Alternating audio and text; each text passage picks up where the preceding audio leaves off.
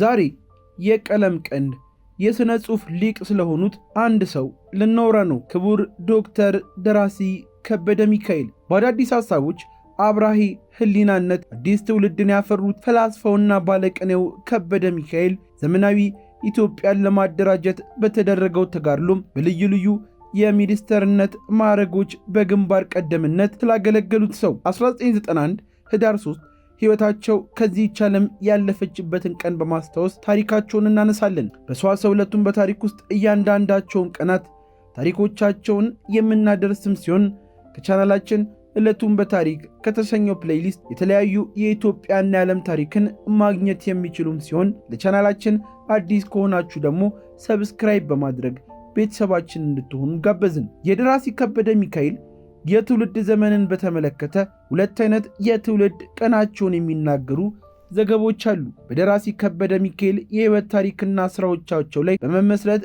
በ1976 ዓ.ም የመመረቂያ ጽሑፉን የጻፈው ደራሲ አስፋው አጽማት የትውልድ ዘመናቸው በህዳር ወር 1907 ዓ.ም መሆኑን አስፍሯል። ከዚህ በፊት በመስከረም ወር 1973 ዓ.ም ታትሞ ከወጣው የካቲት መጽሔት ላይ በተዘዋዋሪ እንደተገለጸው የደራሲ ከበደ ሚካኤል የትውልድ ዘመን 1908 ዓ.ም ነው።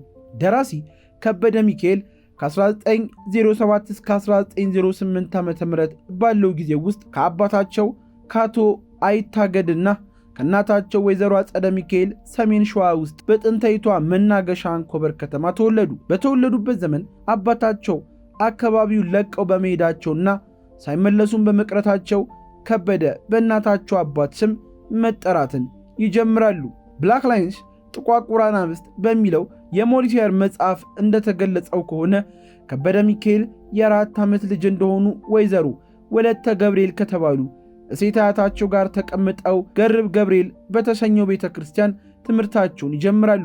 ከበደ ሚካኤል አንድ ብለው ትምህርት የጀመሩበት ቤተ ክርስቲያንን ያሰሩት ከአያት ቅድመ አያታቸው አንዱ የነበሩት ደጃዝማች መኩሪያ መሆናቸው በታሪካቸው ውስጥም ተጽፏል። የመጽሐፍ ቅዱስን ልዩ ልዩ ታሪኮች በወግ መልክ በመተረክ እንዳነጿቸው የመሰከሩላቸው እናታቸው ወይዘሮ አጸደ ሚካኤል ጀንዲ እስከ 9ኛ ዓመታቸው ድረስ ባህላዊ የግዕዝ ትምህርትን እንዲቀስሙ እንዳስቻሏቸውም ይነገራል። በ1917 ዓ.ም አካባቢም የከበደ ሚካኤል እናትና አያታቸው ወደ አርሲ ለኑሮ ሲሄዱ እሳቸው አዲስ አበባ በሚገኘው የካቶሊክ ካቴድራል ትምህርት ቤት ባዳሪነት ገቡ።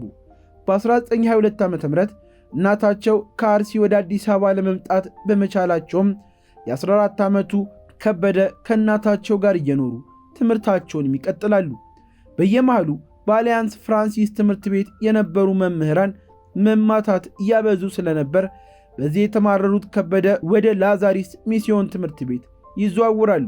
ቆይቶ ግን ሁኔታዎች በመሻሻላቸው ወደ ቀድሞ ትምህርት ቤታቸውም ሊመለሱ ችሏል።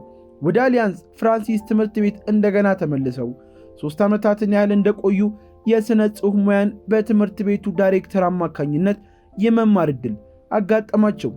የሊባኖስ ዜግነት ያላቸው ማልሃቢ የተባሉ የትምህርት ቤቱ ርዕሰ መምህር ራሳቸው የልብ ወለድ ድርሰት ጸሐፊ ስለነበሩ ይህንን ሙያ ለመረጧቸው 6 ተማሪዎቻቸው ለማሳወቅ በግል መኖሪያ ቤታቸው ማስተማር ይጀምራሉ። የዚህ ጊዜ ከበደ ሚካኤል አንደኛው የዕድሉ ተጠቃሚ ሆኑ። ትምህርቱ ይሰጥ የነበረው በፈረንሳይኛ ቋንቋም ሲሆን ከበደ እጅግ ሲበዛ ጎበዝና ታታሪ ሆነው ተገኙ። በዚህ የተነሳ የትምህርት ቤቱ ኃላፊዎች ከበደ ወደ ፈረንሳይ ሀገር ሄደው የከፍተኛ ትምህርታቸውን እንዲቀጥሉ ይደረግ ዘንድ በቀዳማዊ ኃይለ ሥላሴ ጥያቄ ያቀረቡ። ያን ጊዜ የተወሰኑ ተማሪዎች ከኢትዮጵያ የወጡ ትምህርታቸውን በውጭ ሀገር የከፍተኛ ትምህርት ተቋማት መማር የጀመሩበት ጊዜ ስለነበር ንጉሠ ነገሥቱ ከበደ ሚካኤልን በተመለከተ የቀረበላቸውን ጥያቄ ያለምንም አቅማማት ይቀበላሉ። የተመረጡ ተማሪዎች ወደ ውጭ እንዲሄዱ በተዘጋጀበት ጊዜ ግን አንድ አጋጣሚ ሆነና ከበደ በጠና ታመው ቀሩ። ጤናቸው መሻሻል እንዳሳየ 2 መምህራን ወጣቱን ልዑል መኮንን ኃይለ ሥላሴን ለማስተማር ከፈረንሳይ ሀገር ኃላፊዎች መካከል ዜግነቱ ኢትዮጵያዊ ከሆነ 3ኛ መምህር መጨመር እንዳለበት ስምምነት ላይ በመደረሱ ከህመማቸው እያገገሙ የመጡት ከበደ ሚካኤል ለዚህ ከፍተኛ የኃላፊነት ቦታ ተመረጡ። ከበደ የልዑል መኮንን ሶስተኛ መምህር ሆኖ የተመረጡት ወደ ውጭ ሀገር ለትምህርት እስኪሄዱ ጊዜም ነበር። ብዙም ሳይቆይ ግን በ1928 ዓ.ም ደረስና የማይጨው ዘመቻ ታወጀ። ሁሉም ነገር የጣሊያንን ወረራ በመመከት ላይ በማተኮሩ የከበደ ሚካኤል ወደ ውጭ ሀገር ሄዶ የመማር ዕድል በዚያው ተሰናክሎ ቀረ። በ5 ዓመታቱ የጣሊያን አገዛዝ ዘመን ግን ከበደ ልዑል መኮንንን ለማስተማር ከመጡት መምህራን አንደኛው ሚስተር ሊሞይን የተባለው አቋቁሞት በነበረው ቤተ መጽሐፍ ውስጥ የተቀመጡ ብዙ የማንበብ ዕድል ስላጋጠማቸው ያ ዘመን በተደጋጋሚ አነበቧቸው ተብለው ከተጠቀሱ መጽሐፍ አንደኛው ናፖሊዮን የተባለው መጽሐፍም ነው።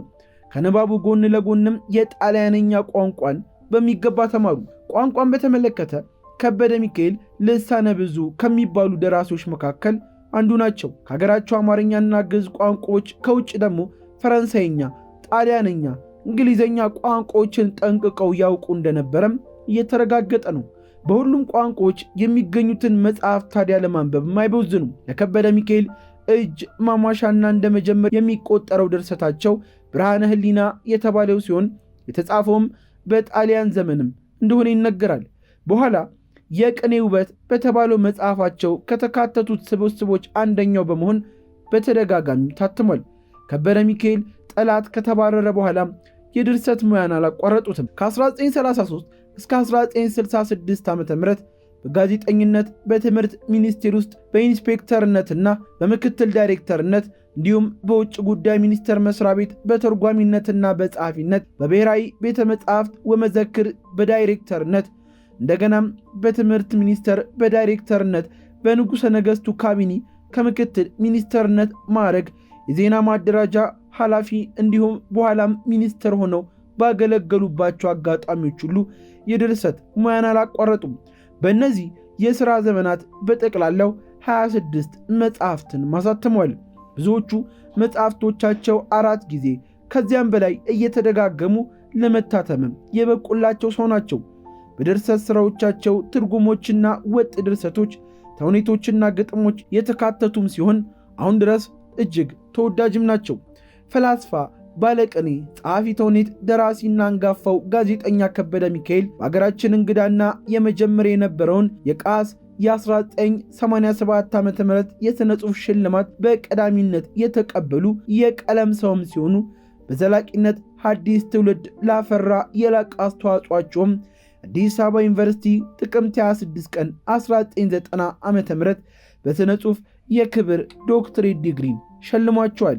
ክቡር ዶክተር ከበደ ሚካኤል ዳር 3 1991 ዓ.ም በ82 ዓመታቸውም ከዚህች ዓለም አርፈዋል።